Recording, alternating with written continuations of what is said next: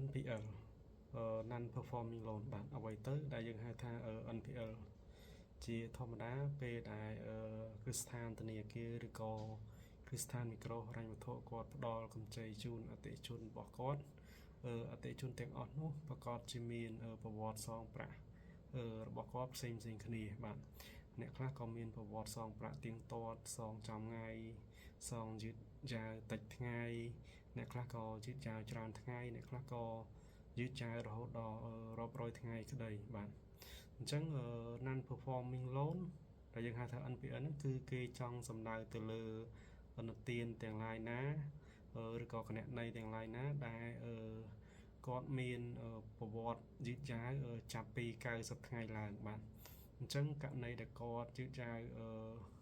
វតិចជាង90ថ្ងៃគឺយើងមិនហៅថា NPL ទេបាទអញ្ចឹងលុះត្រាតែគាត់យឺតយ៉ាវចាប់ពី90ថ្ងៃឡើងបាទសូមអរគុណ